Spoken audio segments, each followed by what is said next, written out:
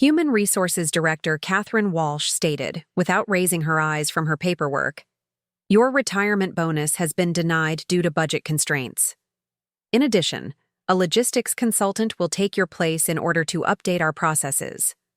I gripped the arms of the uncomfortable plastic chair as I sat there in startled silence. 28 years. I was being sent off in this manner after 28 years of service to Bramthor Legal's warehouse operations in Salt Lake City, Utah. At 63, I, Darlene Whitaker, believed I had witnessed every corporate betrayal in the book, but this one was more profound than I had anticipated. My contract's retirement bonus, which I had been banking on, was being swept away like the dust from yesterday. "Budget constraints," I said again. "Catherine, I have been managing this warehouse since before half the executive team was even hired. My systems have saved this company hundreds of thousands of dollars over the years." Catherine looked up, but her face was icy and contemptuous. "Darlene, we appreciate your service, but times have changed. We need fresh perspectives and modern approaches to logistics management." My jaw began to clench. New insights? As though my decades of experience were inconsequential. As though my more than 10 years of accident-free record were somehow out of date. As though the inventory systems I had created and put into place myself were outdated. I inquired, "Who is this consultant?" even though I knew the response would only make me more irritated. "Blake Morrison from Trenwick Consulting," she said, her voice tinged with excitement. "He specializes in warehouse optimization and digital transformation." Very impressive credentials, Blake Morrison. I had heard whispers about him in the break room over the past few weeks. Young, flashy, expensive. The type of consultant who promised revolutionary changes while charging premium rates for ideas that anyone with real warehouse experience could have told them for free. "And my bonus?" I demanded, determined to not let this go without an argument. Uncomfortably, Catherine sifted through her files once more. "As I mentioned, budget constraints have made it impossible to honor that particular aspect of your contract. The company is going through some financial restructuring, and non-essential expenditures have been suspended." Unimportant? Was my retirement bonus, which I had accrued after almost 30 years of hard work, now considered non-essential? Something chilly settled in my chest, a feeling I had become accustomed to over the years.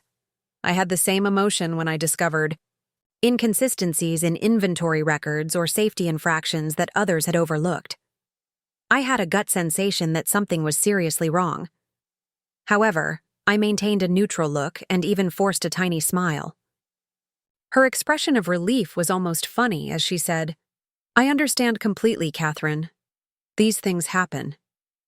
I thought back on the path that had led me to this point as I returned to my office for what would be one of my final visits.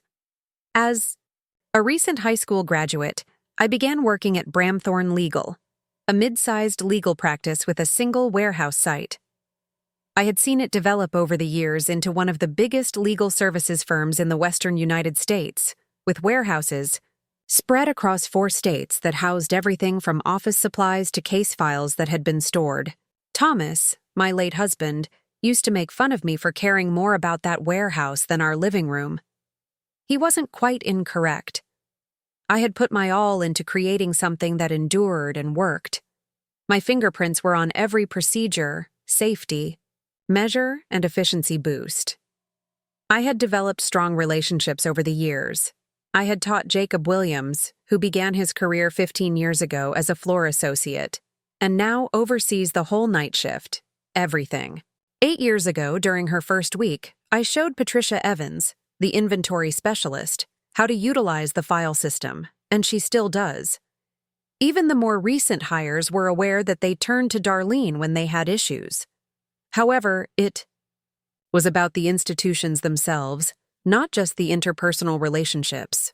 The inventory tracking procedure I created resulted in a 30% decrease in theft and loss. In addition to preventing accidents, the safety procedures I had put in place had won the company praise from the State Occupational Safety Board. I developed a loading dock scheduling system that reduced overtime expenses while increasing efficiency by 25%. Blake Morrison, a consultant who had most likely never worked a full day on a warehouse floor in his life, would now take over all of this. Over the years, I had witnessed consultants come and go. They promised to change everything when they arrived with their buzzwords and PowerPoint presentations. After a few weeks of observation and analysis, they would present their findings as though they had made a groundbreaking discovery. Their suggestions were typically modifications of pre-existing systems that were repackaged in contemporary language and offered to management at premium rates. Ironically, the majority of these consultants were not well versed in the day-to-day difficulties associated with warehouse operations. Instead of the people who worked to make those figures work, they saw numbers on spreadsheets. Theory, not practice, was what they understood. However, the executive team and Catherine Walsh were unaware that I had spent a great deal of time getting ready for this day. Not quite this situation, but a similar one. Early in my career, I discovered that loyalty was a one-way street in corporate America. Employers demanded it from their staff, but they hardly ever gave it back when things became hard. Because of this, I had demanded specific safeguards during the negotiation of my most recent significant contract extension 15 years prior. Protections I had never brought up to anyone, not even Thomas. As I arrived at my office, protections that were going to become quite important. Blake Morrison was speaking to a group of managers about how he intended to optimize their operating paradigms, and I could already hear his voice coming down the hallway from the conference room. Blake Morrison was formally introduced to the warehouse employees the following morning.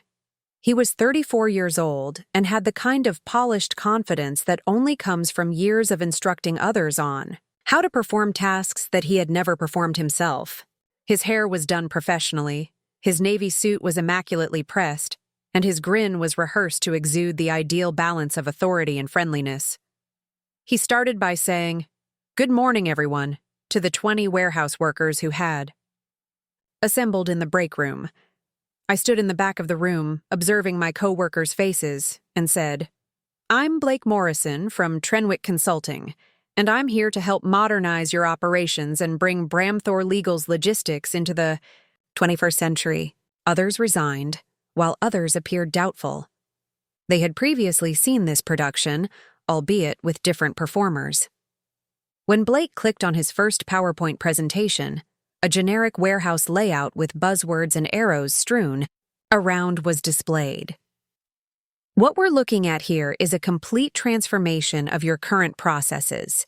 We'll be implementing cutting-edge inventory management software, optimizing your floor layout for maximum efficiency, and establishing new performance metrics that align with industry best practices.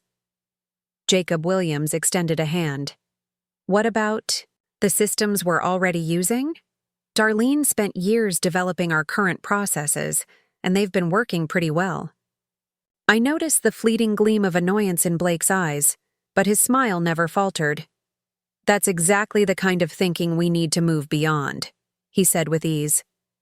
"Old-timers like Darlene don't understand modern logistics. Her outdated methods are holding you back from reaching your true potential." The crowd became quiet. A number of people looked back at me, anticipating a response, but I simply nodded and smiled as though Blake had praised my work rather than discounting. Almost 30 years of it. "The reality is," Blake continued with increasing urgency, "that what worked 10 or 20 years ago simply doesn't cut it in today's competitive environment. We need dynamic systems, real-time analytics, and adaptive workflows. The old way of doing things, with its paper trails and manual processes, is like trying to compete in a Formula One race with a horse and buggy." More stillness. Patricia Evans appeared to be about to speak, but I glanced at her and gave her a small shake of my head. Confrontation was neither appropriate nor appropriate at this moment. Blake promised better working conditions, lower expenses, and more efficiency as he concluded his presentation. He arranged one-on-one meetings with the heads of each department to evaluate existing capabilities and pinpoint areas for optimization. Following the conclusion of the meeting, a number of staff members came up to me in private. They wanted to know whether I trusted Blake's promises, what I thought of his intentions, and why they should give him a chance. I advised them all that sometimes change is a good thing. Just keep in mind what you've learned, and don't be scared to voice your concerns if anything doesn't feel right. I kept from them the fact that I had already started some processes that Blake Morrison and the Bramthor legal executive team were going to learn had been going on for 15 years. With all the pomp and circumstance of a Tuesday afternoon inventory count, my official last day arrived. Just a quick handshake from Catherine Walsh and a typical exit interview paperwork to complete. No speeches or fanfare. I was packing away, the personal belongings that had made this place feel like a second home, and organizing my desk drawers after 28 years. I was aware of the irony that Blake Morrison had planned his first significant presentation to the executive team for the day I was leaving. I could see him, through the glass walls of the conference room, aligning his charts and setting up his laptop with the accuracy of a guy who believed his own hype. Jacob Williams showed up in my doorway as I was packing away the last of my coffee. Mugs. He said, "This isn't right, Darlene," in a frustrated tone. "Maybe," I said, wrapping tissue paper around my favorite mug, which had been a gift from the warehouse employees 5 Christmases prior. "They're making a huge mistake." Jacob moved closer, his voice lowered. "But sometimes companies need to learn lessons the hard way." I liked the loyalty, but I knew it would only lead to problems for fine people who needed their employment. "Is there anything we can do? The whole crew is upset about this. We've been talking and we're thinking about going to Catherine Walsh as a group, telling her how much you mean to this place." He appeared perplexed, as though he had anticipated that I would support resistance or at the very least show some resentment toward the situation. "Jacob, I want you to listen to me carefully. Don't make waves. Don't fight the new systems Blake is implementing. Do your job, do it well, and let the results speak for themselves." However, I had long since discovered that the most patient kind of retaliation was frequently the best. I added, "Just trust me, and shut the personal belongings. Box, everything is going to work out exactly as it should." An hour later, I was in the unique situation of going to the management presentation for my own replacement. As a courtesy, Catherine Walsh had asked me, indicating that my advice might be helpful throughout the transition. I had a sneaking suspicion that she wanted me to officially support Blake's intentions so they would have legitimacy with the staff, who still valued my knowledge. Senior managers, department heads, and executives crowded the conference room. With thorough charts, budgetary estimates, and a precise schedule for putting his suggested changes into effect, Blake had obviously prepared for this occasion in great detail. With a polished and assured voice, he opened his presentation by saying, "Ladies and gentlemen, men, what you're about to witness is nothing less than a total overhaul of Bramthorn Legal's warehouse operations." His first slide, which compared current costs and projected savings under his new system, was impressive, promising a 30% reduction in operating expenses within the first year. "We're not just talking about incremental improvements. We're talking about revolutionary change," he said. Blake went on to say that the core issue is that this warehouse has been using outdated systems that were created for a different era. Manual inventory counts, paper-based tracking, and antiquated safety procedures, all of which are signs of an operation that hasn't kept up with contemporary logistics management. As I sat quietly in my chair, taking notes in a small notebook, I was actually crossing things off a list in my head that had been there for 15 years. Blake's presentation went on for almost an hour, covering everything from staff restructuring to new software implementations, proposing to eliminate several positions that he considered redundant, cross-train remaining employees on multiple systems, and set up performance metrics that would eliminate complacency and encourage excellence. The audience erupted in cheers as he concluded, and several executives praised him for his imaginative approach and in-depth analysis. Catherine Walsh grinned, as though she had personally uncovered the next logistical revolution. Everyone's eyes were on me. "Darlene," she said, turning to face me, "as someone who has been so central to our warehouse operations, I'd love to hear your thoughts on Blake's presentation." Blake leaned back in his chair with the contented look of someone who expected nothing but validation for his genius. The relief in the room was evident as I got up and said, "Blake has certainly done his homework," adding, "His recommendations are very comprehensive." In fact, I added, "Many of his suggestions are remarkably similar to systems that are already documented in our operational procedures. It's amazing how well-established procedures and contemporary logistics concepts mesh." Blake's smile wavered, a little, as though he sensed something beneath my courteous words but couldn't quite put his finger on it. The weeks after my departure went exactly as I had expected, with Blake Morrison diving headfirst into his modernization project with the zeal of someone who felt he was breaking new ground. I received reports from former co-workers who still called from time to time to share their frustrations or ask for advice. The first casualties of Blake's revolution were the paper-based backup systems I had maintained alongside our digital processes. "Redundant inefficiency," he called them during a staff meeting, according to Patricia Evans. Within a week, he had eliminated the man. The second change was the inventory software.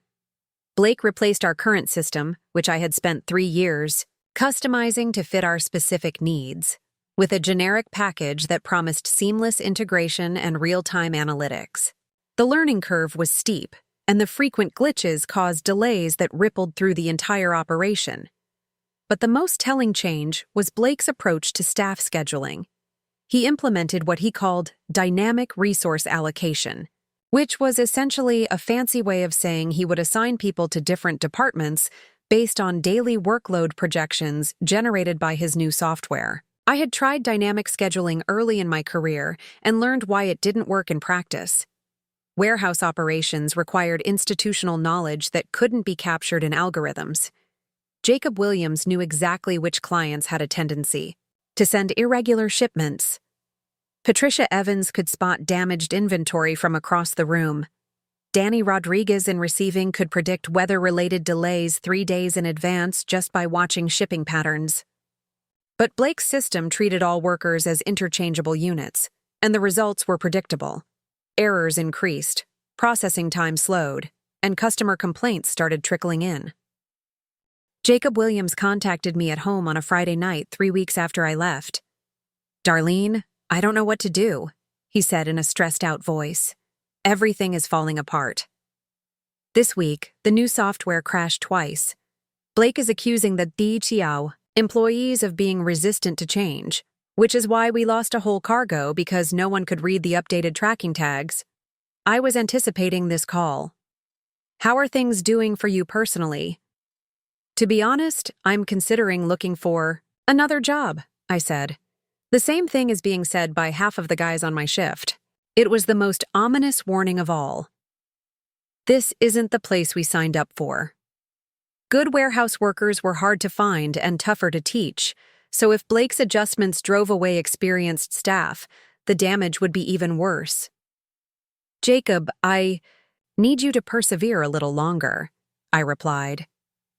"I know it's hard, but believe me when I say that this will be resolved in a little while." "What are you saying?" "Just concentrate on performing your duties as well as possible given the situation. Make sure you're adhering to all safety procedures and note any issues you run into. And after this is complete, Jacob, I believe you'll discover that management has a far greater respect for those who are truly skilled at running a warehouse." 2 days later, Patricia called with an update that simultaneously confirmed my worst fears and my best hopes. The new inventory software had miscalculated reorder quantities for 3 major clients, causing stock shortages that necessitated emergency overnight shipping at premium rates, resulting in a cost overrun of over $10,000. Blake's response was to arrange mandatory retraining, holding training sessions for all warehouse staff, as if the issue was their competence rather than his system's design flaws, and bringing in another consultant, Patricia, to help with change management and staff optimization. More consultants, more expense, more disruption.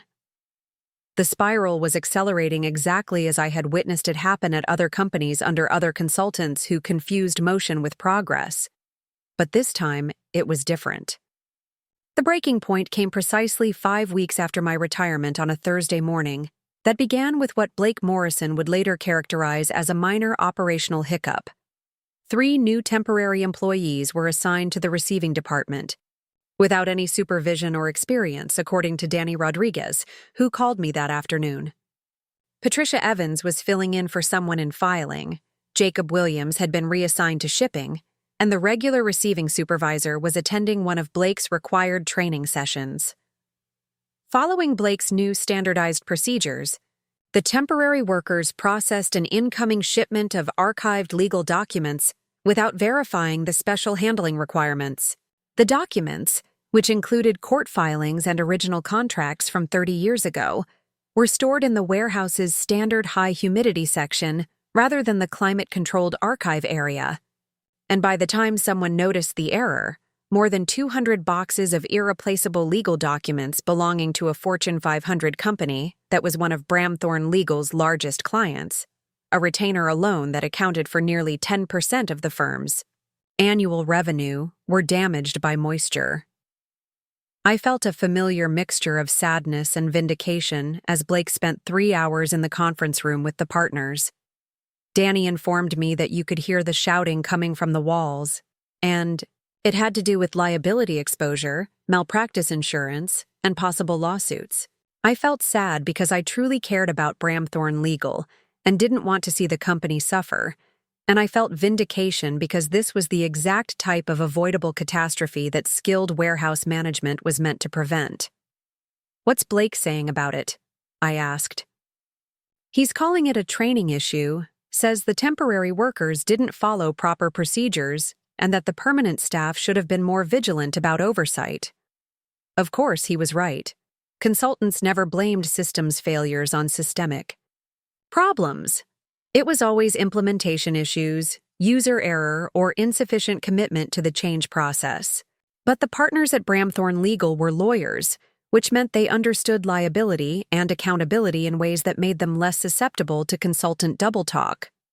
When your business was built on managing legal risk for other people, you didn't have much patience for operational failures that created new risks for your own company. Maged documents represented potential lawsuits, insurance claims, and at minimum, the cost of recreating decades of legal work. Even if the client didn't terminate their relationship with the firm, the incident would strain trust and potentially affect contract renewals. That evening, I received an unexpected phone call from Catherine Walsh. Her voice carried a strain I had never heard before. "Darlene, I hope you don't mind me calling you at home," she began. "I wanted to discuss the possibility of bringing you back as a consultant to help us through some transition challenges we're experiencing." I almost smiled. The word consultant had apparently become the universal solution to every corporate problem, even when the problem was caused by consultants in the first place. "What kind of challenges?" Even though I already knew the answer, I asked. "Since Blake put his new systems in place, we've experienced some operational issues. It's nothing insurmountable, but the partners feel it would be helpful to have someone with your institutional knowledge available to provide guidance." "Operational difficulties," I said, "but I'm afraid I'm not available for consulting work." The silence on the other end of the line lasted for a few seconds. "Perhaps we could discuss compensation?" "The partners are ready to be pretty generous," she finally stated. "It's not about money," I remarked, which was somewhat accurate, "but rather about timing. However, you might want to look at my employment file, Catherine. There might be a few contractual problems that must be resolved before we are able to consider a consulting arrangement." I hung up, knowing that by morning, someone would be pulling my personnel records. Friday morning arrived with the kind of crisp autumn air that usually filled me with energy and optimism. I was in my kitchen, enjoying my second cup of coffee and reading the morning news when my phone rang at exactly 9:15 a.m. The caller was Robert Chen. No, wait, I caught myself. The caller was Robert Harrison from Bramthor Legal's corporate counsel office. His voice carried the carefully neutral tone that lawyers used when they were about to deliver news that nobody wanted to hear. "Mr. Pleasantly," I responded. "What can I do for you, Harrison?" I took a slow sip of my coffee, enjoying the warmth and the moment. "Miss Whitaker, I'm calling regarding a contractual clause that was brought to my attention yesterday evening, specifically a provision in your 2009 employment agreement that I need to discuss with you. According to our records, there is a clause, Section 12.7, that guarantees additional compensation in the event that your documented operational procedures are used by outside consultants during a 5-year period following your departure from the company." "That's correct," I said. "Is there a problem with that?" The pause that ensued after the clause was rife with connotations. "Could you elaborate on the specific procedures covered by this section, Miss Whitaker?" "Well, Mr. Harrison, it covers any and all operational procedures that I documented during my tenure at Bramthorne Legal. The inventory tracking systems, safety protocols, scheduling methodologies, quality control checklists, emergency response, procedures, equipment maintenance schedules, and staff training protocols," I said, after waiting for 15 years to respond to that question. "And the compensation structure outlined in this clause triples my final year salary, payable within 30 days of utilization by outside consultants," I said, repeating the words I had committed to memory. "Plus interest calculated at the prime, rate plus 2% from the date of my departure." I could almost hear him doing the math. I had made $87,000 in my last year's salary, so triple that amount plus 15 years of accrued interest was a significant amount. "Miss Whitaker," he replied cautiously, "do you have proof that Mr. Morrison's consulting firm is currently using these procedures?" I smiled at the coffee cup. "Mr. Harrison, on my leaving day, I have Blake Morrison's PowerPoint presentation given to the executive team, in which he specifically suggests putting into place every system I've created over the previous 15 years. He simply referred to them by various names and framed them as creative fixes." I started to question whether the call had been dropped because of how long the quiet lasted. Are you still there, Harrison?" "Yes, Miss Whitaker, I am present. I believe we should arrange a meeting to go over this issue in greater detail." "Of course," I said. "I'm available whenever it's convenient for you. Do I need to bring my lawyer?" "That might be a good idea." By Monday morning, things had gotten out of hand. My lawyer, Margaret Foster, had spent the weekend going over my employment contracts and drafting a formal demand for payment under Section 12.7. The figures were startling. Triple my last salary was $261,000. And 15 years of accrued interest brought the total to just over $400,000. However, the biggest surprise was when Margaret discovered that the clause also covered legal fees and punitive damages if payment was not made within the allotted 30-day period. "Darlene, please tell me there's some way we can resolve this amicably," Catherine Walsh said without preamble, calling me directly at 8 a.m., avoiding the lawyers and the formal procedures. Her voice was strained, and I could hear the fatigue. That came from spending a whole weekend in crisis management mode. "What do you mean?" Sincerely interested in learning what she meant by friendly, I inquired. "The partners are worried about how this clause may affect their finances. They're asking if there might be room for negotiation." I gave her request careful thought. In reality, I didn't need $400,000. I had enough money saved for retirement, my house was paid off, and my needs were straightforward. However, this was about principle, respect, and the value of institutional knowledge, not money anymore.